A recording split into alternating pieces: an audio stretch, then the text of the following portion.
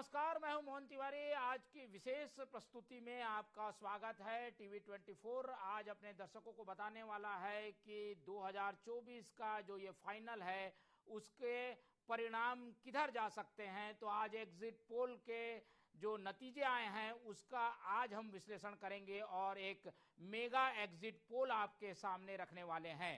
तो लगातार 5 बजे से एग्जिट पोल के नतीजे हमारे पास आ रहे हैं और अलग अलग एजेंसियों के एग्जिट पोल के नतीजों को कंपाइल करके आज हमने बनाया है mega exit poll. Mega exit poll बनाकर आज हम जानने की कोशिश करेंगे कि देश का परिणाम किधर जा सकता है, किसके दावे में कितना दम था। हालांकि अंतिम परिणाम पर मुहर तो 4 तारीख को लगेगी, लेकिन उसके पहले एक धुंधली तस्वीर जो एग्जिट पोल के जरिए आती है उसे आज हम अपने इस पूरी चर्चा के जरिए विश्लेषण करने की कोशिश करेंगे। लेकिन एग्जिट पोल के पहले नेताओं के दावे, दोनों पक्ष विपक्ष ने अपनी अपनी जो बातें कही वो आपको पहले सुना देते हैं, उसके बाद चर्चा को आगे बढ़ाएंगे। तो सुनिए क्या कुछ कहा कांग्रेस के अध्यक्ष मल्लिकार्जुन खड़गे ने और उसका बीजेपी ने क्या जवाब दिया। इंडिया गठबंधन कम से कम 295 सीटें प्लस 295 से ज्यादा आएंगे, कम तो नहीं आएंगे। ये हमने आकलन किया कि सभी हमारे नेताओं से पूछने के बाद ये एक आंकड़ा हमारे पास मिला है और इस आंकड़े में कोई बदलाव नहीं है। अब उनको 2-3 दिन क्या लेने दो ना, इसके बाद क्या कहेंगे मैं बता देता हूँ। ईवीएम में गड़बड़ हो गई, भारतीय जनता पार्टी एनडीए मिला के 400 पार और अकेले बीजेपी 370। तो ये दोनों पक्षों के दावे आपने सुने। इंडिया गठबंधन भी पीछे हटने को तैयार नहीं, उसके भी दावे 300 के आसपास और बीजेपी तो दावा 400 का कर रही है, तो उसी के आसपास उसके दावे भी हमें देखने को मिले। आंकड़े आपके स्क्रीन में हम बता रहे हैं जो कि मेगा एग्जिट पोल के हैं। अलग अलग एजेंसियों के एग्जिट पोल के नतीजों को औसत निकालकर हम आपके सामने प्रस्तुत कर रहे हैं, जिसमें जिन प्रदेशों में हमारा चैनल देखा जाता है उनके नतीजे आपके सामने हम दिखा रहे हैं। तो छत्तीसगढ़ में जो परिणाम दिखा रहा है वो 10-1 का है। मध्य प्रदेश में जो परिणाम औसत रूप में सामने आया है वो 27-2 का है। उत्तर प्रदेश में अभी एग्जिट पोल के नतीजों का विश्लेषण बाकी है, तो उसके नतीजे के लिए थोड़ा इंतजार करना पड़ेगा। उत्तराखंड में जो स्थिति है वहां 5 सीटें हैं तो 4-1 की स्थिति है। उत्तराखंड में 4-1 की स्थिति है, तो वो भी हम स्क्रीन में सुधार लेंगे और आपको सही आंकड़े बताएंगे। तो ये स्क्रीन में आपके जो दिखाई दे रहा है वो 4 प्रदेश जहां पर हमारा चैनल देखा जाता है, वहां के महा एग्जिट पोल के आंकड़े हम आपको दिखा रहे हैं। तो चलते हैं इस पूरी चर्चा को आगे बढ़ाते हुए, हमारे साथ जो मेहमान बने हुए हैं उनसे मुलाकात कर लेते हैं, फिर चर्चा को आगे बढ़ाएंगे। तो हम बहुत स्वागत करेंगे। हमारे साथ हमारे स्टूडियो में मौजूद हैं बीजेपी का पक्ष रखने के लिए वासु शर्मा जी, बहुत स्वागत है आपका। हमारे साथ हमारे राजनीतिक विश्लेषण मुरारी मिश्रा जी मौजूद हैं, बहुत स्वागत करेंगे आपका। और मध्य प्रदेश से भी हमारे साथ 2 मेहमान जुड़े हुए हैं, वरिष्ठ पत्रकार प्रकाश व्यास जी, बहुत स्वागत है आपका। और बीजेपी का पक्ष रखने के लिए प्रियंका दुबे जी। तो ये हमारा पैनल आपके सामने।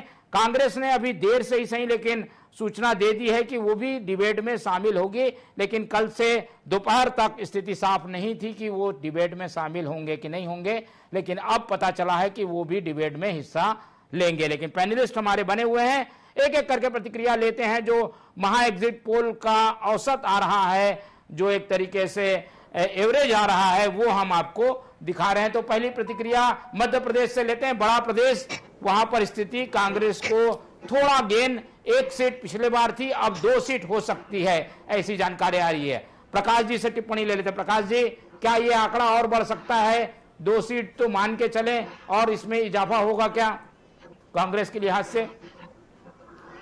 कांग्रेस का जो अनुमान है वो 4 से 5 सीटों का है, तो मैं समझता हूँ 2 से अधिक ही जाएगी। 3 के आसपास सीटों में मान के चलो आकलन जो है वो 3 सीटें जाएगी और ये 4 भी हो सकती है। जी जी जी जी, कारण इसका क्या लगता है आपको? कारण बीजेपी के लहर है, इसमें तो कोई डाउट नहीं है। लेकिन क्या है, कुछ गढ़ ऐसे हैं, जैसे हम बात करें छिंदवाड़ा की, मुरैना, शिवपुरी की और सीधी रीवा की, ये बेल्ट ऐसे हैं जो कांग्रेस की पकड़ हमेशा मजबूत रही है। और यहाँ जो बीजेपी ने उम्मीदवार खड़े करे हैं वो इतने सशक्त उम्मीदवार नहीं है कि जो जीत हासिल कर सके केवल मोदी जी के नाम पर या बीजेपी के नाम पर। तो कांग्रेस ने वहां पर काफी मेहनत करी है। यहाँ तक कि तो मैं समझता हूँ राजगढ़ में भी दिग्विजय सिंह कड़ी टक्कर देने की स्थिति में है। जी तो कितनी सीट मान के चले एग्जिट पोल से अलग, आपका क्या अनुमान है?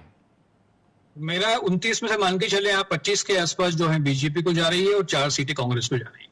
ठीक है, तो ये एक विश्लेषण प्रकाश जी का सामने आया है। बीजेपी की प्रवक्ता हमारे साथ बनी हुई हैं प्रियंका जी, उनसे समझ लेते हैं। प्रियंका जी, क्या इस बार नुकसान हो सकता है? पिछली बार करीब करीब पूरी 90% से अधिक सीटें आप लोग ने जीत ली थी, इस बार क्या आपका आकलन है? एग्जिट पोल के आंकड़े भी आपके सामने हैं।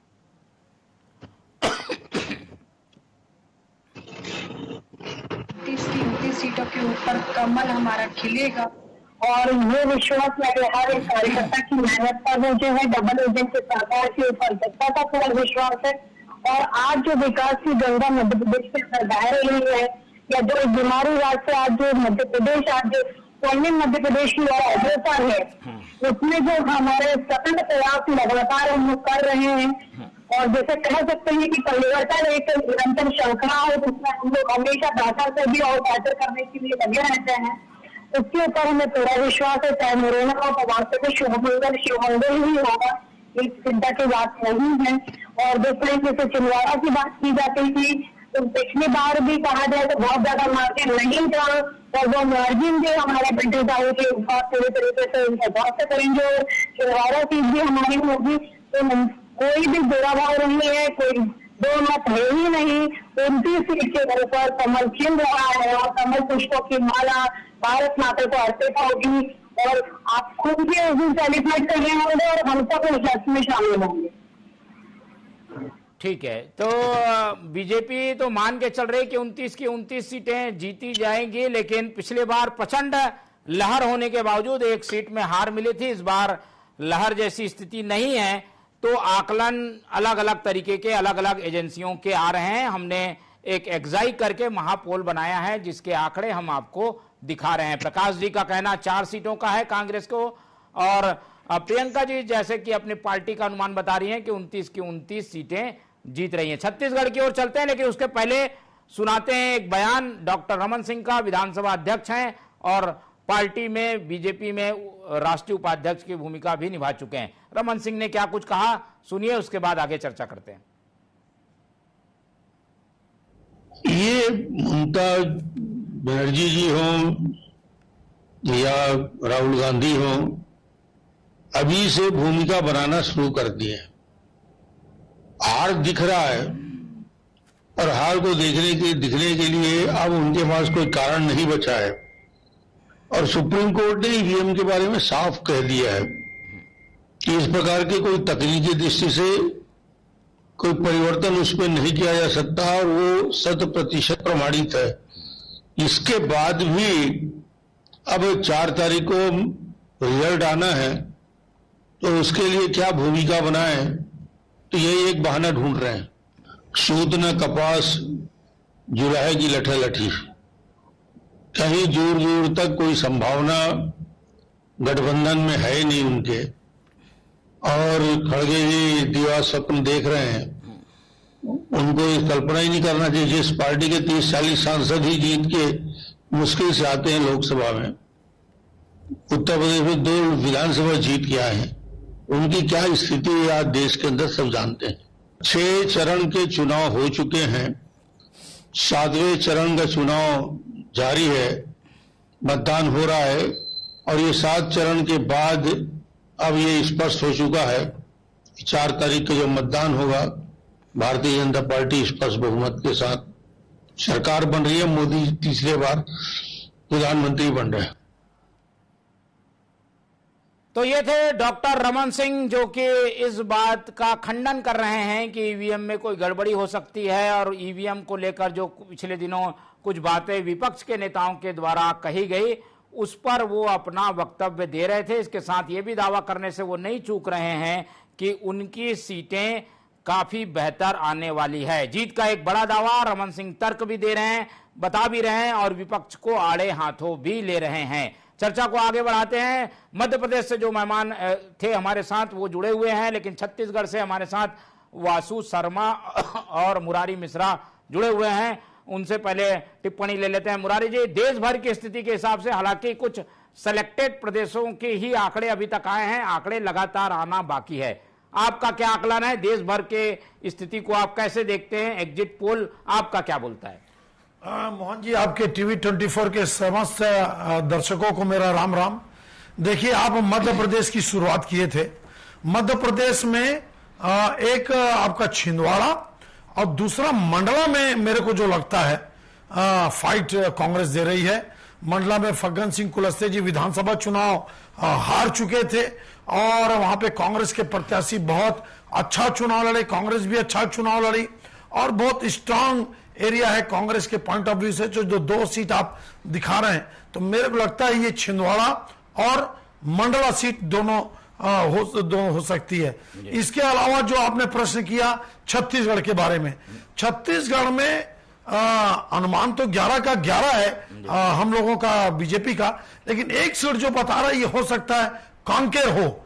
ऐसी संभावना हो सकती है कि ये सीट कांकेर हो सकती है, जिसमें पिछला चुनाव भी मोदी लहर में भारतीय जनता पार्टी 6000 के आसपास वोटों से जीती थी।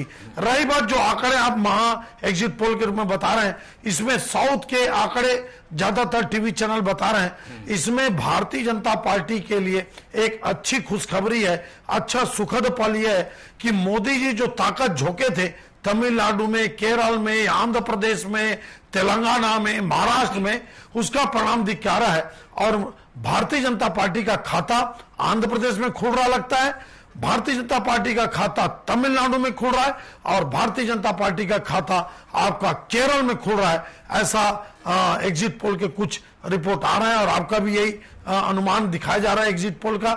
मेरे को लगता है कि भारतीय जनता पार्टी साउथ में 2019 से बेटर परफॉर्मेंस करेगी और ये सब मोदी का ही कमाल है। मोदी का मेहनत, मोदी जी की रैलियां, मोदी जी का जनता से कनेक्ट होना, साउथ में डेवलपमेंट करना, कंसोल का आपका सिंगौल को, तमिलनाडु के एक महत्वपूर्ण सिंगौल को संसद में स्थापित करना और लगातार साउथ में अपनी गतिविधियों को बढ़ाते जाना। तमिलनाडु में कोयम्बटूर से अन्नामलाई को चुनाव लड़ाना, अन्नामलाई को प्रदेश अध्यक्ष बनाना। उसी तरह से केरल में त्रिशूर से जो महान बड़े अभिनेता लोकप्रिय हैं गोपी जी को, उनको चुनाव उतारना, राजू चंद्रशेखर जी को त्रिवेंद्रम में चुनाव उतारना। ये अच्छे कदम मोदी जी के हैं, जिसके कारण लगता है कि साउथ में भारतीय जनता पार्टी निश्चित रूप से 2019 से अच्छा परफॉर्मेंस करेगी। पट्टी में क्योंकि उसने करीब 90% से अधिक सीटें जीत ली थी, ऐसे में यहाँ का जो नुकसान है वो क्या साउथ से भरपाई हो पाएगा क्या? देखिए, तो सीटें आना बाकी, राजस्थान की, गुजरात की, उत्तर प्रदेश की, उसमें नुकसान हो रहा होगा, तो उसका कैसे भरपाई, उसकी भरपाई देखिए बीजेपी? मोहन जी, आप ही का आंकड़ा बता रहा है, हिंदी पट्टी में छत्तीसगढ़ भी आता है। 2 सीट जीती थी कांग्रेस, अब 1 कम हो गई, तो मध्य प्रदेश का 2 और छत्तीसगढ़ का 1। अभी मैं सिर्फ आपके एग्जिट पोल पे टिप्पणी कर रहा हूं, मैं अपना भी आंकड़ा अनुमान नहीं बता रहा हूं। एग्जिट पोल तो मध्य प्रदेश और छत्तीसगढ़ दोनों को मिलाओगे तो बीजेपी फिर वही 2019 में खड़ी है, तो कोई नुकसान नहीं हुआ 2 स्टेट में। ये तो आप साफ आप ही दिखा रहे हो। रही बात आप जो बोल रहे हो और हिंदी पट्टी, जैसे गुजरात है, राजस्थान है, दिल्ली है, बिहार है, बंगाल है, तो आप ये मान के चलिए नॉर्थ इंडिया में भारतीय जनता पार्टी को अगर नुकसान होगा भी तो उसकी भरपाई और उससे ज्यादा सीट भारतीय जनता पार्टी को उड़ीसा में मिलेगा, बंगाल में मिलेगा, उत्तर प्रदेश में। ये 3 स्टेट में भारतीय जनता पार्टी की सीटें बढ़ेंगी, ये मान के चलिए आप। चलिए, तो एक तरफ से नुकसान तो एक तरफ भरपाई की तैयारी है। वासु शर्मा जी हमारे साथ जुड़े हुए हैं। वासु जी, छत्तीसगढ़ में 1 सीट जा रही है कांग्रेस के खाते में, ये 2 भी हो सकती है, क्या लग रहा है? क्या आप लोगों के पास फीडबैक था? पार्टी क्या आकलन करके चल रही है? देखिए मोहन जी, सबसे पहले तो टीवी 24 के सभी दर्शकों को नमस्कार, आपको भी नमस्कार, मध्य प्रदेश से जो जुड़े हैं उनको भी मेरा नमस्कार। देखिए, छत्तीसगढ़ की बात जब होती है, पिछले समय हमारी सरकार छत्तीसगढ़ में नहीं थी और भाजपा अपनी सबसे बुरी स्थिति में छत्तीसगढ़ में कम से 15 सीट पाई थी।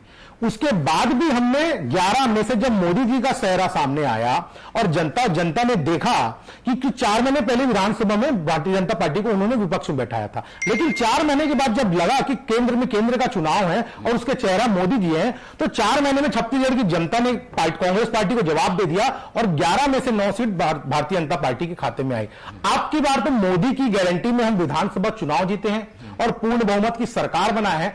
आपके आकलन के अनुसार 1 सीट दिखा रहा है, मुझे नहीं लगता वो 1 सीट में जीत पाएंगे। यहां पर 11 की 11 सीट भारतीय जनता पार्टी जीतने वाली है निश्चित तौर पे यहां पर, क्योंकि मोहन जी आप देखेंगे कि 4 महीने की सरकार में सुशासन स्थापित हुआ है। जो काम वो 5 साल तक नहीं कर पाए, हम 4 महीने के अंदर करके दिखाएं। धरातल पे उतर के महिलाओं की बात करते हैं, महिलाओं से ठगने का काम बोले थे 500 रुपए देंगे, किसी भी महिला के खाते में 500 रुपए नहीं गया, लेकिन हमारी सरकार बनी, हम 2 महीने के अंदर 1000 रुपए प्रति महीना महिलाओं के खाते में डालने का काम किए, वो लगातार जारी है। अब मैं देश के परिप्रेक्ष्य में बात कर लूं, आप देखेंगे कि 2014 में जब हमारी सरकार बनी तो कोई मीडिया, कोई एग्जिट पोल नहीं कहता था कि 200 पूर्ण बहुमत की सरकार आपकी बनेगी, लेकिन हम 282 सीट पाए।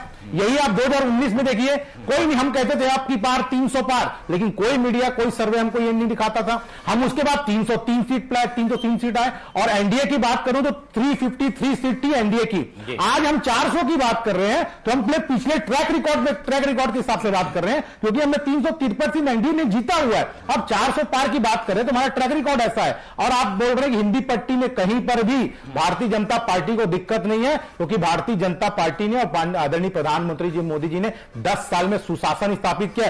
कल का उदाहरण मोहन जी आप देख लीजिए, ये हर समय डीडीपी का रोना रोते थे कांग्रेस वाले, आज की तिमाही में 8.3% जो आईएमबी आंकड़ा नहीं दे पा रहा था, आईएमबी नहीं बोलता था, आरबीआई भी इसको आकलन नहीं कर पाता, उसके बाद भी ज्यादा डीडीपी ग्रोथ के साथ आज भारतीय जनता पार्टी की सरकार काम करके दिखा रही है। आप सोने की बात कर लीजिए, पहले कांग्रेस की सरकार में सोना गिरवी रखाया जाता था, कल देखिए 1 लाख टन सोना भारत में वापस हो रहा है। तो ये देश की जनता देख रही है मोहन जी कि कौन सी सरकार है, देश को आगे ले जा रही है। 11वें नंबर की अर्थव्यवस्था, हमने 5वें नंबर पे आ गए, तो लगातार देश में काम हुआ है। बीजेपी के तर्क हैं और चुनाव में इस पर हम कई बार चर्चा कर चुके हैं, इन्हीं बातों को लेकर वोट भी मांगे गए हैं, लेकिन एग्जिट पोल के आंकड़े क्या कुछ बता रहे हैं वो हम आपके सामने रख रहे हैं। थोड़ा एज जरूर दिखाई दे रहा है बीजेपी को। प्रकाश जी के पास चलते हैं। प्रकाश जी, मध्य प्रदेश की स्थिति आपने बताई, लेकिन क्या हिंदी पट्टी में अपना रसूख मोदी अपने ब्रांड के दम पर हासिल कर पाएंगे? कुछ सीटों का जरूर नुकसान होगा, लेकिन उसकी भरपाई करने की उनकी तैयारी है। क्या लगता है ओवरऑल आपके क्या नजरिया है देश भर के परिणाम को लेकर? प्रकाश, मोदी जी की गारंटी, मोदी जी की गारंटी और मोदी जी के चेहरे पर ये लोकसभा चुनाव लड़ा गया और बीजेपी के पास अब एक ही चेहरा बचा है, वो है मोदी जी का। और ये देखा जाए तो मोदी जी के लिए बहुत बड़ी चुनौती है ये। यदि 400 पार का जो नारा है उसमें सक्सेस हो जाए तो मोदी जी की गारंटी वाकई में कमाल करेगी। और कहीं 300 के आसपास रुक जाते हैं तो ये मोदी जी का चेहरा बीजेपी के लिए संकट बन सकता है। ऐसा अनुमान है कि यदि 300 के नीचे जो एनडीए गठबंधन कह रहा है बीजेपी जाती है तो ये मोदी जी के लिए और बीजेपी में बड़ा सेटबैक होगा और आने वाले विधानसभाओं में वो बड़ी मुश्किलों का सामना करना पड़ सकता है। लेकिन यदि 350 के ऊपर क्रॉस कर जाते हैं तो मान के चले मोदी जी की गारंटी ने काम किया है। और मोदी जी ने पिछले 2 लोकसभा में प्रधानमंत्री के रूप में जो भी चीजें दी है वो लोगों ने एक्सेप्ट की, इस बात की स्वीकृति मिलेगी।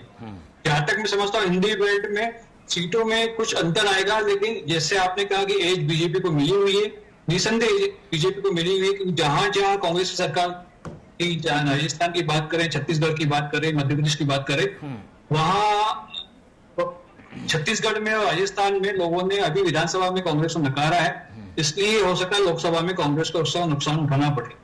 लेकिन जहां तक मध्य प्रदेश का सवाल है, मध्य प्रदेश में 29 की चुनौती है। और जैसे मैंने कहा है कि आपका जो अनुमान है वो 2 सीटों का कांग्रेस का, और मेरी जो सर्वे रिपोर्ट है या जहां लोगों से मैंने संपर्क किया है वहां मेरे हिसाब से 3 से 4 सीटें कांग्रेस ले जा रही है। इसलिए जो भी क्षति होगी हिंदी बेल्ट में, और जिसे भी हमारे साथी ने कहा है कि उत्तर प्रदेश, बंगाल, उड़ीसा से क्योंकि सीटें बीजेपी इस बार ज्यादा जीतेगी, जो वो भरपाई उन सीटों की वहां से हो सकती है। जी मोहन जी, ठीक है। तो भरपाई का भी एक प्लान बनाकर बीजेपी चल रही है। महोदय से प्रश्न करना है। जी पूछिए। मैं आदरणीय पत्रकार महोदय पूछना चाहता हूं, आपने कहा कि 300 सीटें अगर बीजेपी एनडीए को आती है तो बहुत बड़ा संकट खड़ा हो जाएगा सरकार के लिए। बहुमत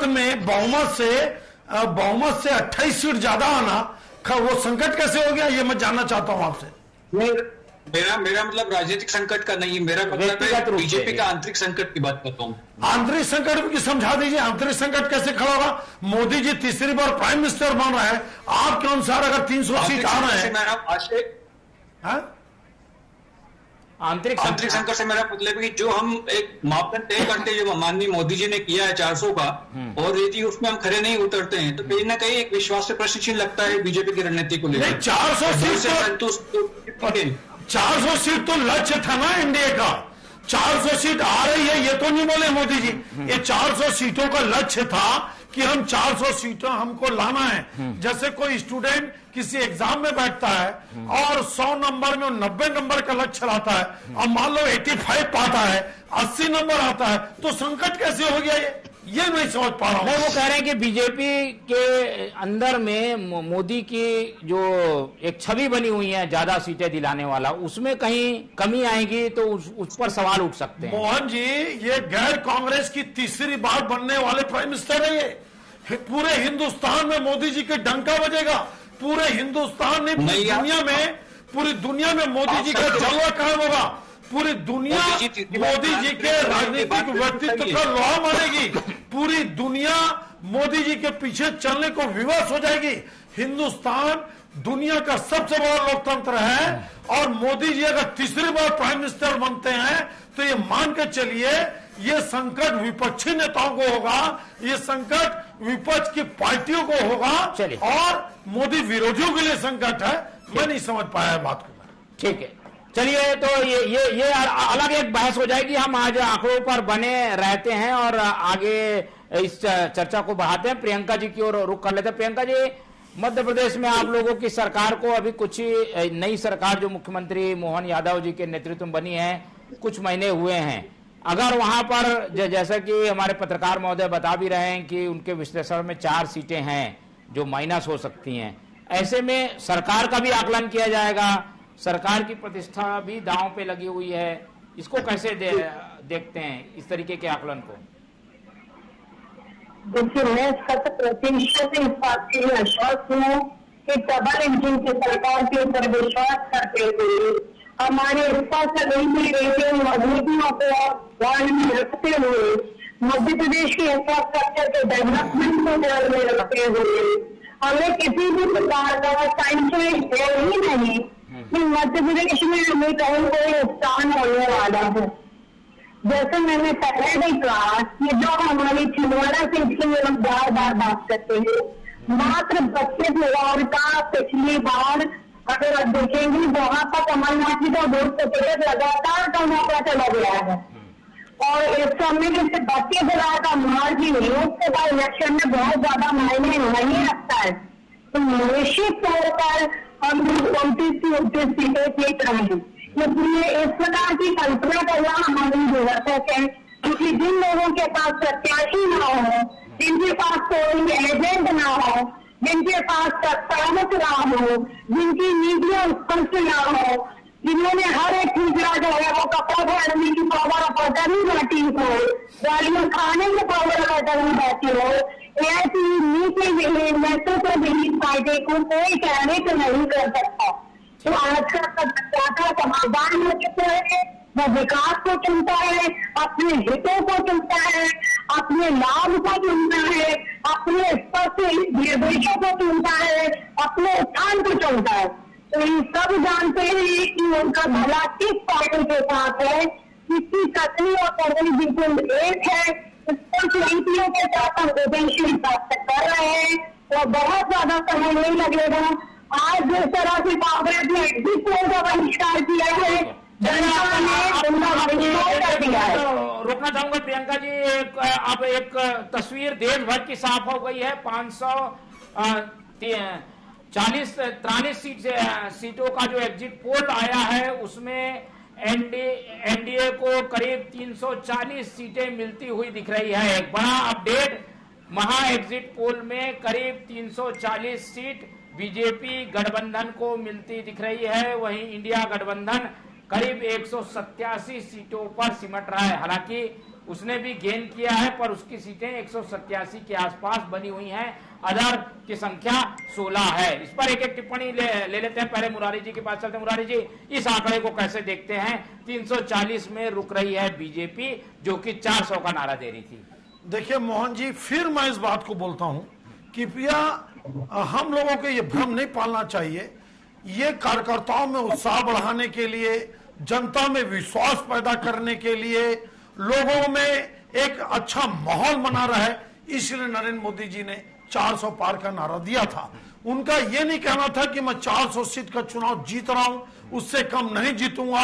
यह बयान आदरणीय प्रधानमंत्री मोदी जी का नहीं था।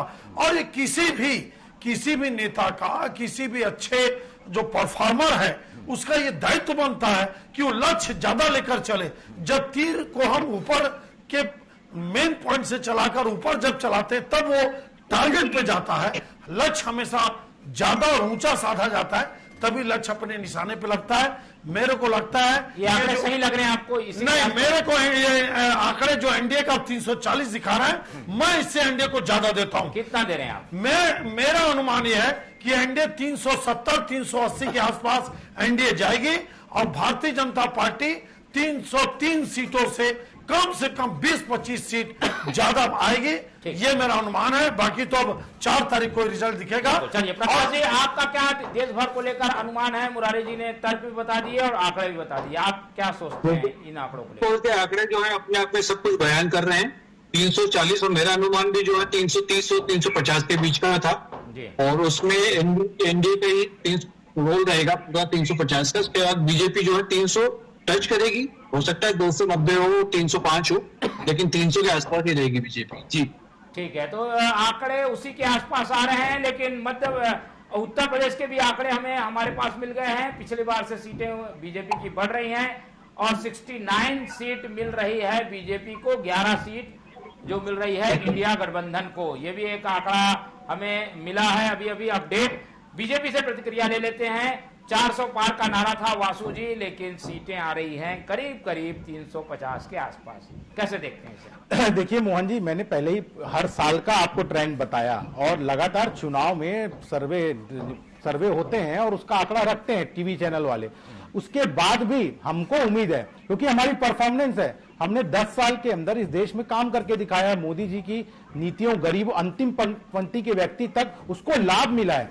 देखिए, इस गरीबी हटाओ वाले नारे से कांग्रेस पार्टी, आदरणीय इंदिरा गांधी जी ने नारा दिया था गरीबी हटेगी देश से। उसके बाद 50 साल तक कांग्रेस की सरकार चलते रही और नहीं हटी। फिर से राहुल गांधी ये कहते हैं कि हम आएंगे एक झटके में गरीबी हटा देंगे। तो जनता समझ गई ये फिर से बेवकूफ बनाने के काम कर रहे हैं। और मोदी जी ने जो गरीबों को आवश्यकता होती है, जो बेसिक चीजें होती है, आप देख लीजिए, शौचालय, उनके रहने के लिए घर, उनके लिए शुद्ध पेयजल, पानी पीने के लिए, उनके लिए राशन, जो गरीबों को बेसिक नीड होती है वो उनको पहुंचा के दिखाया है। तो उनको लगा कि ये एक नेता है जो बोलता नहीं करके दिखाता है। इसी के आधार पर आज देश का जो आंकड़ा निकल के आ रहा है, मुझे 340 नहीं, मुझे तो 400 पार की अभी भी उम्मीद है कि हम 400 तक जाएंगे, क्योंकि हमारा आंकड़ा है 303 पिछली बार जीते थे, एनडीए 353 था। तो हम कम नहीं होंगे। जैसे आप यूपी की बात कर रहे हैं, 69 सीट दिखा रहे हैं, हमारा तो आंकड़ा है कि 74 के आसपास हम जीतेंगे वहां पे। और दूसरी बात, मैं इधर आ जाऊं, उड़ीसा में हम लोग कम सीट पाए थे, वहां भी हमारा आंकड़ा अच्छा रहेगा। हम लोग तेलंगाना में कम सीट पाए थे, उसमें भी आंकड़ा हमारा अच्छा दिखा रहा है। तो ऐसे सारे जगह से पूरे भारत में मोदी जी के लिए अपार समर्थन मिल रहा है। पहली बार ये चुनाव है मोहन जी, आप देखिएगा, एंटी इनकम्बेंसी की बात होती है। सरकारें जब सरकार में 10 साल तक रह जाती हैं तो बात एंटी इनकम्बेंसी की होती है। लेकिन आपके भी लोग जब फील्ड में उतरे होंगे तो उनको प्रो इनकम्बेंसी दिखी होगी। मोदी जी के लिए प्रो इनकम्बेंसी है और वो वोट में तब्दील हुई है। बिल्कुल। चलिए प्रियंका जी, आपसे भी टिप्पणी ले लेते हैं। और अपडेट हम लगातार आंकड़ों को कर रहे हैं, जिसमें बीजेपी को एज दिखाई दे रहा है, लेकिन 400 से अभी भी दूर है बीजेपी। प्रियंका जी, मैं सिर्फ इतना ही कहना चाहूंगी कि जापर कृपा राम की होई, तापर कृपा करे सब कोई। निश्चित तौर पर देखते चाहिए, सब कुछ मंगल ही मंगल होगा, शुभ मंगल होगा। चांद के ऊपर हमारा झंडा लहरा रहा है, तो ये तो सिर्फ भारत है। तो निश्चित सी बात है कि आप देखते जाइए, भारत माता के चरणों में 400 फूलों की माला जरूर अर्पित होगी, मेरे कार्यकर्ता की मेहनत सफल होगी। बिल्कुल, चलिए हम कोशिश कर रहे हैं, कांग्रेस से भी प्रतिक्रिया है, क्योंकि ये पूरी डिबेट जो है वो एक तरफा होती जा रही है, क्योंकि कांग्रेस ने अपने आप को डिबेट से दूर रखा था, लेकिन अब अनुमति मिल गई है कांग्रेस के प्रवक्ताओं को, तो फोन लाइन में हम जुड़ने की कोशिश करते हैं। हमारे साथ पीसीसी के महामंत्री सुबोध हरिद्वार जुड़े हुए हैं, कांग्रेस प्रवक्ता भी हैं, वो महामंत्री की जिम्मेदारी भी उनके ऊपर है। सुबोध जी से जानकारी ले लेते हैं। सुबोध जी, आंकड़े आ गए हैं जिसमें एग्जिट पोल में कम से कम जो एक औसत आ रहा है उसमें बीजेपी को बहुमत मिलता दिख रहा है, कैसे देखते हैं इस आंकड़ों को, इस एग्जिट पोल को? देखिए मोहन भैया, एग्जिट पोल के जो आंकड़े हैं वो तो 2023 में भी आए थे। हमारे पक्ष में 1-2 राज्यों का दिखाता था, 1-2 राज्यों में भाजपा दिखाती थी। तो मैं एग्जिट पोल को जब हमारे पक्ष में आए हो चाहे हमारे खिलाफ में आए हो, मैं एग्जिट पोल को व्यक्तिगत रूप से भी नहीं मानता, और मुझे लगता है कि हम लोगों को देश का मूड जानने के लिए 2 दिन और इंतजार करना चाहिए। जिस तरीके से नफरत की ताकत के खिलाफ देश में एक गठबंधन एकजुट हुआ और उसमें बहुत मजबूती से चुनाव लड़ा, इतना मजबूती से लड़ा कि पहला दूसरा फेज निकलते निकलते तीसरे फेज तक प्रधानमंत्री की जबान लड़खड़ाने लगी, प्रधानमंत्री का टेलीप्रॉम्प्टर बंद होने लगा। उसके बाद अचानक से प्रधानमंत्री हिंदू मुसलमान पर आ गए, फिर वो मंगलसूत्र छीनने लगे, फिर वो महिलाओं के ऊपर उल जुलूल टिप्पणियां करने लगे। फिर एक समय ऐसा भी आया जब प्रधानमंत्री अपने आप को परमात्मा का भेजा हुआ अवतार कहने लगे। तो ये सब उसी का नतीजा था, जो एक गठबंधन, इंडिया गठबंधन जो है वो मजबूती से देश में उभर करके आ रहा था। अभी मैं भाजपा के प्रवक्ताओं की बातें सुन रहा था, मैं उनको बताना चाहता हूँ, साउथ में 7 और नॉर्थ में 8 होगी भारतीय जनता पार्टी। इस बात को याद रखिएगा, 2 दिन का समय और है। इस जो एक पानी के बुलबुले की तरह एग्जिट पोल उबल के आया है, उसे देखकर ज्यादा खुश होने की आवश्यकता नहीं है। और मुझे लगता है कि साउथ में जितनी सीटें भारतीय जनता पार्टी को मीडिया दिखा रही है या एग्जिट पोल के माध्यम से दिखाया जा रहा है, उतनी सीटें मिलने की संभावना ही नहीं है। पहली बात, साउथ आप 0 कर दीजिए भारतीय जनता पार्टी के लिए, बहुत नेग्लिजिबल कंडीशन में वो लोग रहेंगे। फिर आ जाते महाराष्ट्र में, महाराष्ट्र हम उनसे आधे से ज्यादा छीनेंगे, राजस्थान हम उनसे आधा छीनेंगे, मध्य प्रदेश और छत्तीसगढ़ में हम बहुत अच्छा परिणाम लाएंगे, बिहार में हम उनसे बराबर रहेंगे, मुझे लगता है यूपी में भी हम उनसे बेहतर रहेंगे। पिछले बार वो लोग 62 सीट जीत करके आए थे, इस बार उनके वहां चुनाव में आगे हो जाएंगे, वो लोग 80 से 40 पे आ जाएंगे। तो मुझे लगता है कि हरियाणा हम पूरा जीतेंगे, पंजाब में हम बहुत अच्छे परफॉर्मेंस कर रहे हैं। तो मुझे लगता है कि जब इतने राज्यों में हम अच्छा परफॉर्म कर रहे हैं तो कैसे हमारी सरकार नहीं बनेगी। और जरूर आप याद रखिएगा, आज इंडिया गठबंधन की बैठक के बाद 295 प्लस का नारा दिया गया, मैं उस पर स्टिक करता हूं और मैं कहना चाहता हूं कि 295 से ज्यादा सीटें इंडिया गठबंधन जीतेगा भी और सरकार भी बनाएगा। 2 दिन का इंतजार जरूर भारतीय जनता पार्टी को करना चाहिए। अब मिठाइयां और पटाखे अगर खरीद लिए हो तो कांग्रेस के कार्यालय भिजवाने की तैयारी करनी। लेकिन ये एग्जिट पोल में अंतर काफी ज्यादा दिख रहा है इंडिया गठबंधन और एनडीए के बीच में, ये क्या मोहन भैया, आपकी सीटें मोहन भैया कैसे पटेगा? मोहन भैया, आप छत्तीसगढ़ की राजनीति को बड़ी बेहतर तरीके से जानते हैं। हम देश की बात कर रहे हैं, छत्तीसगढ़ पर इसलिए आ रहा हूँ क्योंकि आप करीब मैं 25 साल आपको पत्रकारिता करते देख रहा हूँ। तो क्या 2023 में किसी को पता था कि छत्तीसगढ़ में कांग्रेस की सरकार नहीं आएगी? और क्या देश के किसी एग्जिट पोल में, किसी भी, मैं चैलेंज के साथ कहता हूँ, आज तक एबीपी और बड़े बड़े चैनल है, आपका चैनल है, रीजनल लेवल पर बड़ा चैनल है, और भी छत्तीसगढ़ रीजनल चैनल, क्या किसी ने भी कहा कि कांग्रेस की सरकार नहीं आएगी? तो ये जनता का मूड है जो एग्जिट पोल से कभी पता नहीं चलता है। जनता का मूड जनता जानती है, बटन जनता ने दबाया है और परिणाम भी जनता के पक्ष में निकलेगा। वासु शर्मा जी, ये देखिए, कांग्रेस इसको खारिज कर रही है, आंकड़ों को भी खारिज कर रही है और एग्जिट पोल को भी खारिज कर रही है। ये सबसे पहले तो कांग्रेस पार्टी को ये देखना चाहिए, कांग्रेस पार्टी पहले तो डिबेट से वॉकआउट कर ली थी, लेकिन कांग्रेस पार्टी को एनडीए की, इंडिया गठबंधन की बैठक में आज लगा कि हम लोग पहले ही हार मान जाएंगे, इसलिए अपने प्रवक्ताओं को भेजने के लिए चालू किया। तो चलिए वहां उनकी क्या बात करिए। वो जाने। पार्टी का अपना नियम है वो। लेकिन छत्तीसगढ़ की बात सुबोध भाई कर रहे थे, पिछले चुनाव में आप देखेंगे, मैं मानता हूं कि एक दो सर्वे ने भारतीय जनता पार्टी को बहुमत के पार दिखाया था, लेकिन किसी ने भी ये नहीं कहा था कि भारतीय जनता पार्टी की सरकार नहीं बनता। आप 45-55 थे, हमको 40 सीट दिखाती थी। यहाँ पर आंकड़ा जो है 340 है और आपका 55 सीट है। आप ये तो बताइए इस बीच के आंकड़े को कौन भरेगा? केवल बोल देने से बच नहीं होगा, आंकड़े तो हमारे समय में दिखाती थी। नहीं, इंडिया गठबंधन अब 187 दिखा रहा है। 187, मैं मान लिया 187, तो भी पूर्ण बहुमत से कितने दूर है पहुंच जिन लोग। ये हवा बातें करते हैं कांग्रेसी, लेकिन जमीन पे इनके पास कुछ नहीं है। ये लोग जमीन में काम करते नहीं है, हवा हवाई बैठ के बोलने में बस कुछ नहीं होगा। 5 साल तक कांग्रेस को छत्तीसगढ़ को लूटने का काम कांग्रेस पार्टी ने किया, जनता ने सबक सिखा दिया विधानसभा के अंदर। अब वो लोकसभा आ गया, लोकसभा में भी लोग 11 की 11 सीट जीतेंगे। कांग्रेस पार्टी एक भी सीट छत्तीसगढ़ की जीतने वाली नहीं है। ठीक है, छत्तीसगढ़ के बारे में सुबोध जी का एक टिप्पणी ले लेते हैं, फिर मुरारी जी भी कुछ पूछना चाह रहे हैं। छत्तीसगढ़ के बारे में बता दीजिए सुबोध जी। 5 से 6 सीटों पर कांग्रेस पार्टी बहुत मजबूत है और उससे अच्छा परिणाम आएगा। मैं मानता हूं कि अभी तक 2019 से भी ज्यादा बेहतर चुनाव हमने अगर लड़ा है तो 2024 का लड़ा है।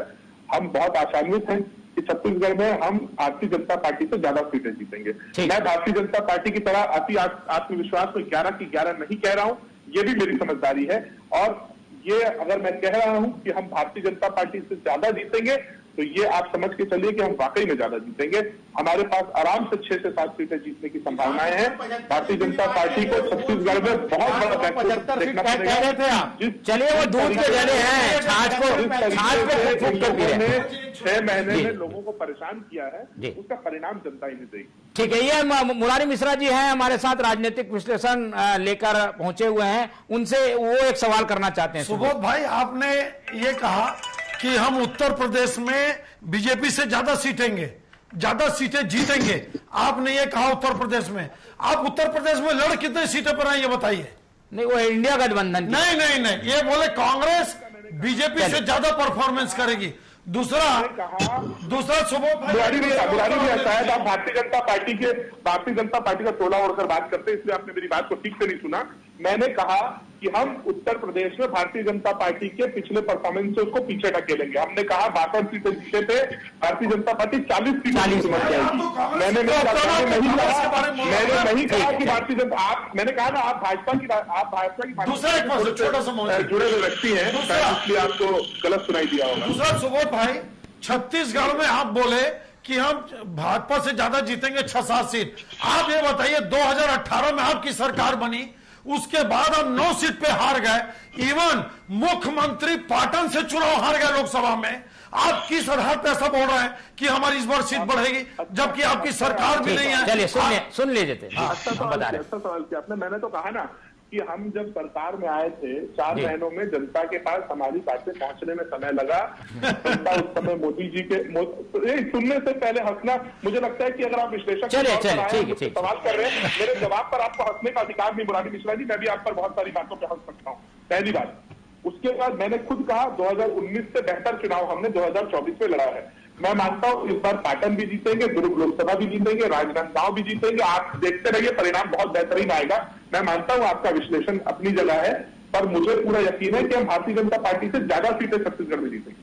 ठीक है, तो ये थे कांग्रेस के महामंत्री छत्तीसगढ़ के सुबोध हरितवाल, जो कि इस बात को लेकर पूरे आशान्वित हैं कि उनकी सीटें पूरे देश में बढ़ेंगी, छत्तीसगढ़ में भी बढ़ेंगी, और इसको लेकर उनका अपना तर्क है। तो उनका बहुत बहुत धन्यवाद हमारे साथ जुड़ने के लिए। अब मध्य प्रदेश के कांग्रेस के प्रवक्ता से भी जुड़ने की कोशिश करेंगे, लेकिन अब रुक कर लेते हैं प्रकाश जी की ओर। मध्य प्रदेश से हमारे साथ राजनीतिक विश्लेषक प्रकाश व्यास जी जुड़े हुए हैं। प्रकाश जी, इस तरीके की बातें अब कांग्रेस बढ़ चढ़कर कर रही है कि भाई हमारे इस बार मेहनत ज्यादा है, हमने एक माहौल बना लिया है, मुद्दा खड़ा किया, और इस आधार पर उनकी सीटें बढ़ रही हैं हर जगह। तो इस तरीके से वो अपने आप को करीब करीब बहुमत के पास बता रहे हैं। जी, आप जानते हैं कांग्रेस की लोकसभा में स्थिति पिछले 2 चुनावों से क्या रही है, और यही कारण रहा है कि कांग्रेस को अपना यूपीए गठबंधन तोड़ के एक इंडी गठबंधन में ऐसे दलों को शामिल करना पड़ा जो उनके कट्टर विरोधी रहे। तो ये अपने आप में एक बहुत बड़ी कहानी है कि कांग्रेस उनके पास जा रही है जिनके पास वो कभी जाना नहीं चाहती थी। वोट्स के पीछे कारण था कांग्रेस के अंदर, स्वयं के अंदर इतना आत्मविश्वास नहीं था कि लोकसभा में वो मोदी जी को या बीजेपी को चुनौती दे सके। थोड़ी सांसें उनकी बड़ी है इस गठबंधन की वजह से, लेकिन खासकर हिंदी बेल्ट की बात करें या छत्तीसगढ़ की एमपी की बात करें तो यहाँ वो गठबंधन का कोई असर दिखता नहीं, ना ही राजस्थान में दिखता है। यूपी की हम जहां तक बात करें, यूपी में समाजवादी पार्टी कांग्रेस से कहीं बेहतर प्रदर्शन करती रही है। यहाँ तक मैं समझता हूँ बीएसपी उससे ज्यादा बेहतर प्रदर्शन करने की स्थिति में है। इसलिए कांग्रेस ये सोच समझ के कह रही है ताकि आने वाले जो भी परिणाम है उसमें उनको ज्यादा शर्मिंदा ना होना पड़े।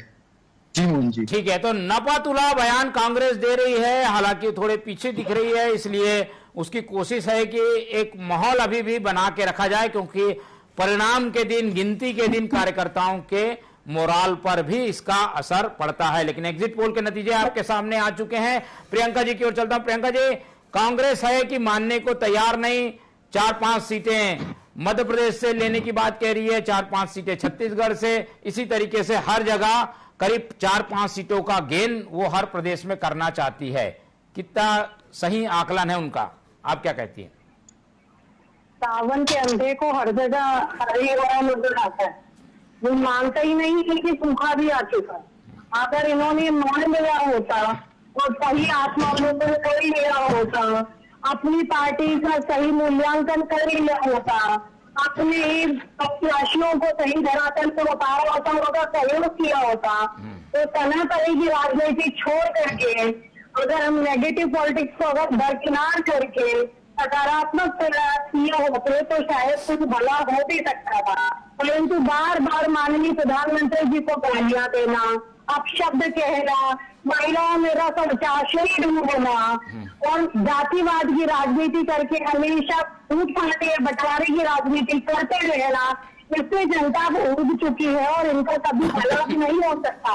तो ये एग्जिट पोल का क्या बहिष्कार करेंगे? जनता इनका बहिष्कार कर चुकी है और 4 तारीख को आपको निर्णय दिख जाएगा कि किस तरीके से आज जनता सकारात्मकता के साथ, विकास के साथ आगे बढ़ रही है। निश्चित रहिए आप लोगों को जो एग्जिट पोल है वो भी अध्ययन करने के लिए आप लोग को मजबूर करेंगे कि ये क्या हुआ और कितनी मेहनत के साथ आज भारतीय जनता पार्टी ने 405 का नारा सत्यापित किया है।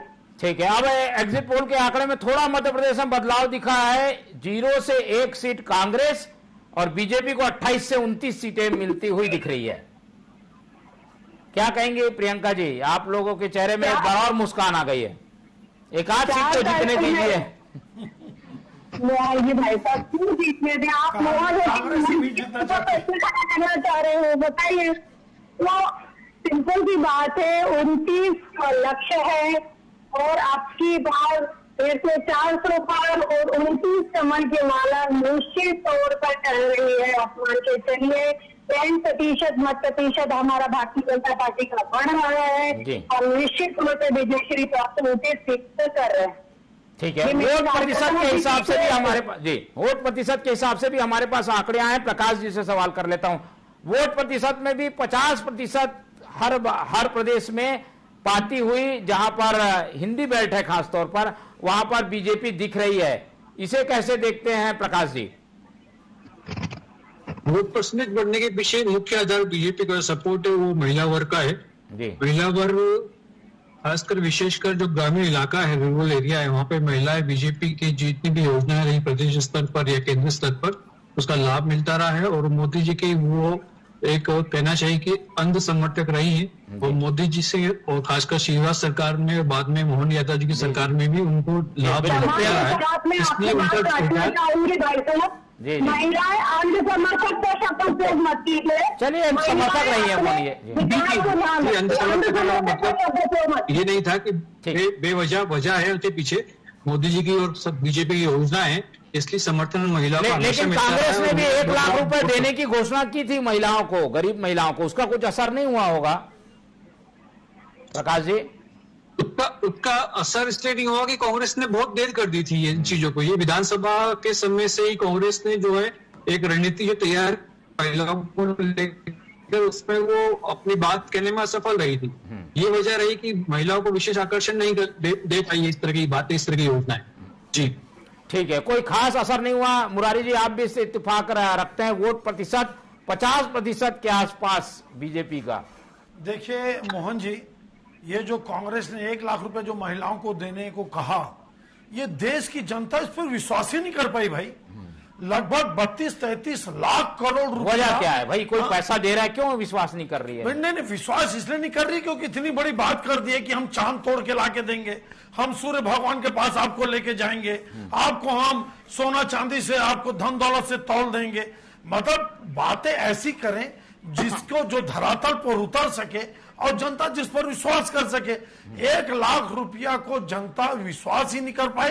और मैं इस बात से भी सहमत नहीं हूं कि कांग्रेस ने लेट किया। अरे ये तो घोषणा पत्र में था, चुनाव वोटिंग के पहले की घोषणा थी। और कांग्रेस ने हिंदुस्तान में हर लोकसभा में फॉर्म भरवाए, हजारों फॉर्म भरवाए। देखिए, जनता, भारत देश की जनता बहुत समझदार है। कांग्रेस के प्रवक्ताओं को या उनसे जुड़े लोगों को ऐसी बातें नहीं करनी चाहिए जिससे रिजल्ट के दिन उनको शर्म महसूस हो, उनको बात करने में दिक्कतें हो या वो एक हंसी का पात्र बने। ऐसी बात, कांग्रेस को ना जनता का मूड का एहसास रहता है, कांग्रेस को ना ओपिनियन पोल पर भरोसा रहता है, कांग्रेस ना एग्जिट पोल पर भरोसा करती है। इवन कांग्रेस चुनाव हारने के बाद भी ये नहीं मानती कि हाँ हम अपने गलतियों से हारे। वो देख लीजिएगा मोहन जी, 4 तारीख को वो यही बोलेंगे कि ईवीएम खराब था, बीजेपी ने हिंदू मुस्लिम कर दिया, भारतीय जनता पार्टी सांप्रदायिक ध्रुवीकरण पर चुनाव जीती है। ये सब तो हुआ भी है, क्या गलत है इसमें? नहीं, क्यों सब असर हुआ है? भाई देखिए, आप मेरे को ये बताइए, आप हिंदुओं को गाली बकोगे, आप सनातन धर्म को गाली बकोगे, उनको वायरस बोलोगे, उनको डेंगू बोलोगे, उनको एड्स बोलोगे, आप हिंदू को आतंकवादी बोलोगे, आप भारत माँ की सनातन धर्म की शक्ति से मैं लड़ना चाहता हूं, मतलब माता बहनों को आप टारगेट करोगे, आप मंदिर जो जाते हैं वो छेड़छाड़ करने जाते हैं। ये कौन सा हिंदू मुस्लिम हो गया मोहन जी? आप इस देश की सनातन संस्कृति और सभ्यता का अवमूल्यन करेंगे। भव्य राम मंदिर का प्रतिष्ठापना हुआ, आपका राम मंदिर का 500 साल के बाद महल में लौटे अपने प्रभु राम जी। हुआ है। आज तक राहुल गांधी जी राम भगवान का दर्शन करने नहीं गए। ये देश आध्यात्मिक देश है मोहन जी, ये देश भक्ति मार्ग पे चलने वाला देश है, आध्यात्म की ओर रुचि रखने वाला देश है। आप ये बताइए, इन सब चीजों को लेकर आप चलते हैं, फिर हिंदू मुस्लिम कैसे हो गया? ये सब प्रश्न है। आऊंगा आप लोगों के पास एक बार, लेकिन मध्य प्रदेश से कांग्रेस के प्रवक्ता हमारे साथ जुड़ गए हैं, डॉक्टर अनिल भारद्वाज। उनसे टिप्पणी ले लेते हैं। आंकड़े सबके सामने हैं। भारद्वाज जी, मेरी आवाज आपको मिल पा रही है? जी, ये आंकड़े बता रहे हैं कि मध्य प्रदेश में 28 से 29 सीटें बीजेपी को मिल सकती है, कांग्रेस को 1 से 2 का ही जो है सीटें मिलकर संतोष करना पड़ेगा। ऐसे में आपका क्या कहना है इन एग्जिट पोल के परिणामों को लेकर? देखिए, मैं आपको बता दूं, एग्जिट पोल अब की बार आपके गलत साबित हो गए मीडिया के। जी, हमारा जो आंकड़ा है, जिस तरीके से हमने अब की बार चुनाव लड़ा, जनता के बीच में गए, जो मध्य प्रदेश की जनता नहीं बल्कि पूरे देश की जनता महंगाई से, बेरोजगारी से जिस तरह से त्रस्त थी, जिस तरह से आम जन को जो राहत मिलने का काम था, चाहे गैस की बात हो, चाहे डीजल की बात हो, चाहे पेट्रोल की बात हो, चाहे दाल की बात हो, चाहे चावल की बात हो, इवन आटे तक इतना महंगा कर दिया कि लोग परेशान थे। और निश्चित तौर पर इस महंगाई और बेरोजगारी के खिलाफ मध्य प्रदेश की जनता के साथ साथ देश की जनता ने वोटिंग की है। और मध्य प्रदेश में जो मेरा अनुमान है, वो निश्चित तौर पर मैं बताऊंगा कि मामला 50-50 का है।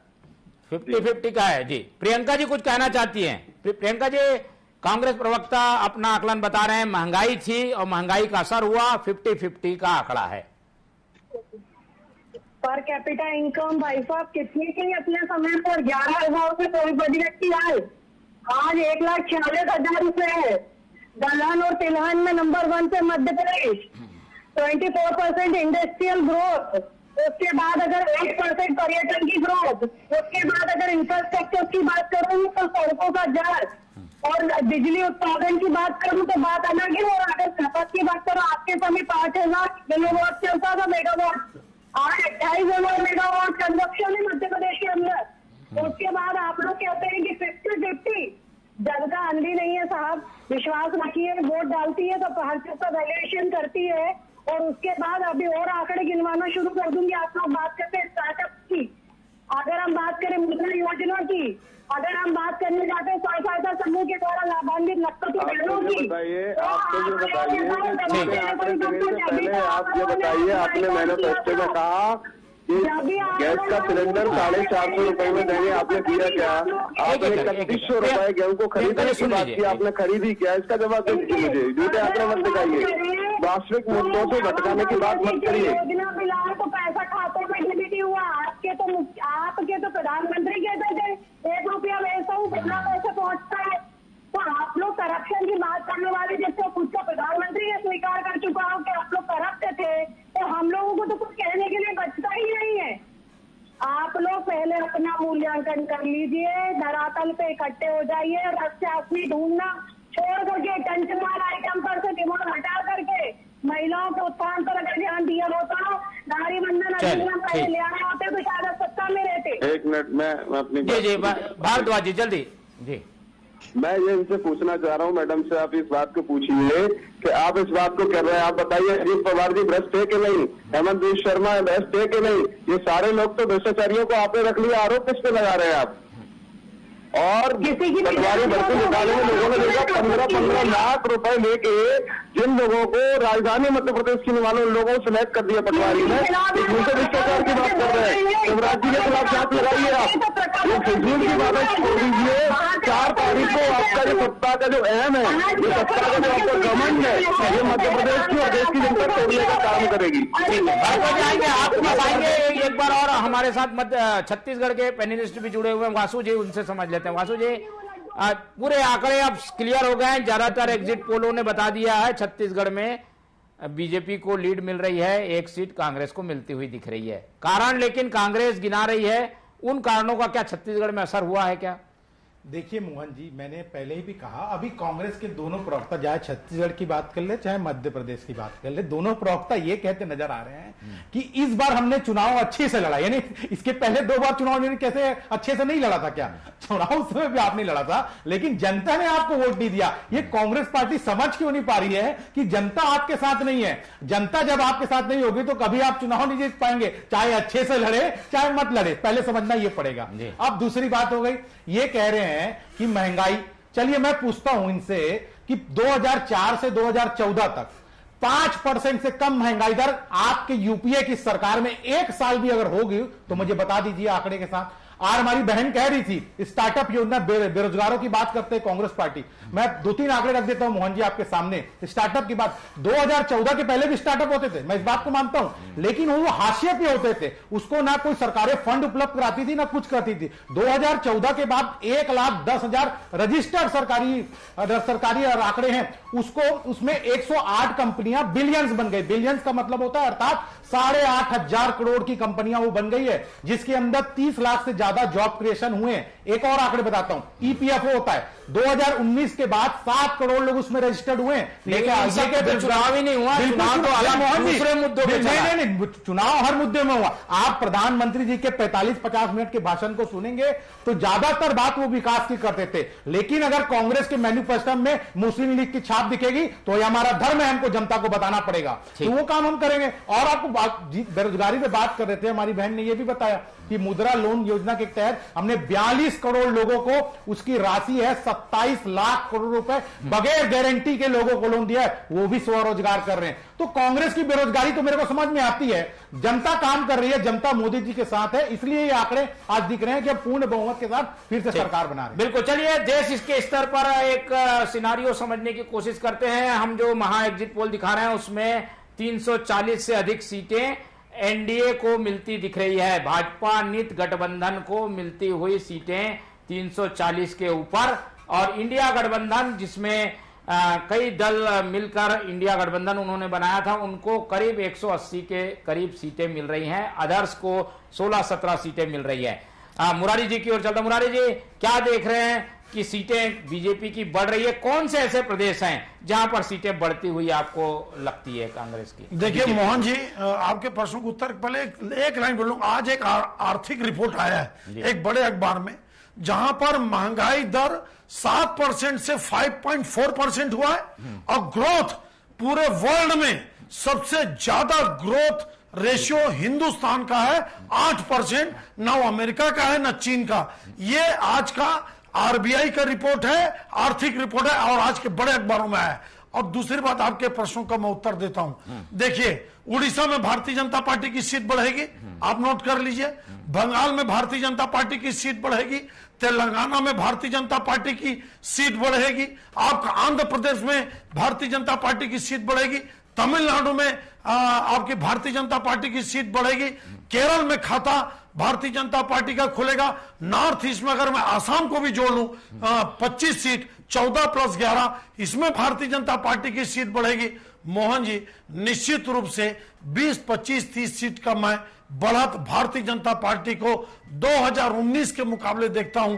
और रही बात, इवन कहीं माइनस भी तो हो रहा होगा। देखिए, माइनस कहां हो सकता है? माइनस लोग कल्पना कर रहे हैं कि मध्य प्रदेश में 1-2 सीट हो सकता है, राजस्थान में 2-3 सीट, मोहन जी, और चाहे वो चूरू की सीट हो, चाहे सवाई माधोपुर हो या एक सीट कोई और हो, 2-3 सीट का आदमी मतलब लोग जो दिल्ली में 7 जीते थे, 7 फिर से जीतेगी, क्योंकि वहां पे 65% एक तरफा वोट पड़ता है मोहन जी भारतीय जनता पार्टी को। अकेले पिछले भी चुनाव में 2019 में अगर आप कांग्रेस और आम आदमी पार्टी को आप जोड़ दें तो भी उनका मत 40% के आसपास नहीं पहुंचता है। और भारतीय जनता पार्टी 55 से 60% वोट पाकर चुनाव जीतती है। देखिए, भारतीय जनता पार्टी जहां भी सीट गंवा रही है वहां पर वो 1 या 2 सीट गंवा रही है, और जहां पे वो गेन कर रही है, जैसे उड़ीसा में कम से कम 4-5 सीटों का गेन है। इवन बंगाल में, ये मेरा आकलन है, बंगाल में 4-5 सीटों का आकलन है। आपका तेलंगाना में 4-5 सीटों का आकलन है। आपका आंध्र प्रदेश में 4-5 सीटों का आकलन है। तमिलनाडु में 2-3 सीट से खाता खुलेगा। केरल में भी भारतीय जनता पार्टी 2 या 3 के आसपास हो सकती है, 1 से लेकर 3 तक हो सकती है। इवन उत्तर प्रदेश में आपका एग्जिट पोल बता रहा है, जो मैं पहले बोला था, 64 सीट थी, 62 थी बीजेपी की, 64 थी एनडीए की, जो अब 69 पड़ गई, मतलब 5 सीट वहां भी भारतीय जनता पार्टी बढ़ रही है। इस प्रकार से अगर आप देखेंगे नॉर्थ ईस्ट से लेकर नीचे आप उतरते जाइए, इवन बिहार में भी, बिहार में भारतीय, बिहार और महाराष्ट्र को लेकर थोड़ा संशय है, वहां गेन करेंगे। देखिए मोहन जी, इसी में बड़े बड़े एक्सपर्ट की राय और मेरी राय बहुत अंतर है। आप देश के एक्सपर्ट की राय सुनिए। आप वो बोलते हैं कि बिहार में बीजेपी कमजोर होगी। बीजेपी नहीं मोहन जी, जेडीयू कमजोर हो सकती है, बीजेपी कमजोर नहीं होगी, बल्कि बीजेपी सीट बढ़ेगी या उतनी ही रहेगी जितना थी। महाराष्ट्र में 2019 में 25 सीटों पे लड़ी थी बीजेपी, अभी इस बार 28 सीटों पे लड़ रही है। आप देख लीजिएगा, 22 से 23 सीट था भारतीय जनता पार्टी की सीट महाराष्ट्र में बढ़ेगी। हाँ, एनडीए का सीट कम होगी, क्योंकि वहां आपकी शिवसेना टूट गई, आपकी वहां पे पावर टूट गई। खासकर शिवसेना के टूटने से एनडीए को काफी नुकसान हुआ। ज्यादा सीट उद्धव ठाकरे जीत सकते, वो भी ज्यादा नहीं, सिर्फ 2 या 3 सीट का मैं अंतर देखता हूं। अगर 6-7 सीट शिंदे शिवसेना जीत कर आती है तो 8 या 9 सीट उद्धव ठाकरे जीत के आएगी, ज्यादा अंतर नहीं देखता। तो महाराष्ट्र में भी बीजेपी को नुकसान नहीं होगा मोहन जी। आप 4 तारीख को रिजल्ट देख लेना। आप बिहार में भी बीजेपी को नुकसान नहीं होगा, बीजेपी बढ़त बना रही है सीटों पे। व्यास जी, आपका क्या आकलन है? देश भर के हिसाब से जो कोस्टल एरिया है, समुद्र के तट के इलाकों में बीजेपी अपने लिए संभावनाएं देख रही है, वो कितनी सफल होगी? एग्जिट पोल तो दिखा रहे हैं आंकड़े। यदि हम साउथ से बात करें तो केरल में जैसा ये बता रहे हैं कि इस बार शायद हो सकता है 1 या 2 सीट केरल में ले जाए, जिसकी संभावना नजर आ रही है। तमिलनाडु में भी खाता खुल सकता है। आंध्रा की बात करें तो आंध्रा में तेलंगाना का क्षेत्र जहां पे बीजेपी को बढ़त बन सकती है। गोवा चूंकि बीजेपी का गढ़ रहा है, बीजेपी वहां अच्छा प्रदर्शन करेगी।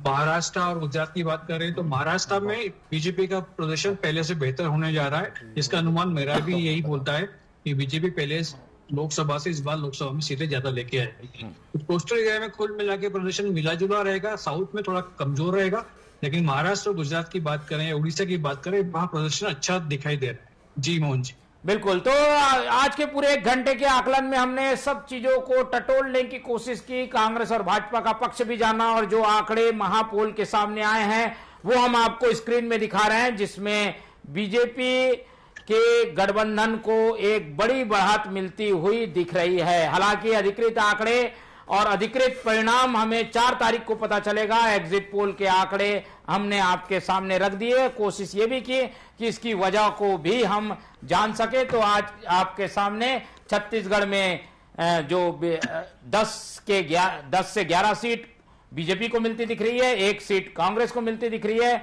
अगर मध्य प्रदेश की बात करें तो 28 से 29 सीट बीजेपी को मिलती दिख रही है और 0 से 1 सीट मिलती कांग्रेस को दिख रही है। तो इस तरीके की स्थिति छत्तीसगढ़, मध्य प्रदेश में और उत्तर प्रदेश में भी 70 के आसपास सीटें बीजेपी को मिलती दिख रही है, 11 सीटें इंडिया गठबंधन को। तो इस तरीके के आंकड़े हमें एग्जिट पोल में देखने को मिले हैं। हमारा विश्लेषण लगातार जारी होगा। फिलहाल इस सेगमेंट में हमारे साथ इस पूरे चर्चा में जुड़े वासु शर्मा जी, उनका बहुत धन्यवाद। प्रियंका जी हमारे साथ जुड़े, उनका धन्यवाद। प्रकाश व्यास जी ने हमें समय दिया, उनका धन्यवाद। और मुरारी मिश्रा जी हमारे साथ राजनीतिक विश्लेषण लेकर मौजूद रहे, उनका बहुत बहुत धन्यवाद। तो चारों मेहमानों का धन्यवाद करते हुए आज की ये चर्चा यहीं खत्म करते हैं और आप लोग से रखते हैं उम्मीद कि आप लोग देखते रहेंगे TV 24। रखिए अपना बहुत ख्याल। नमस्कार।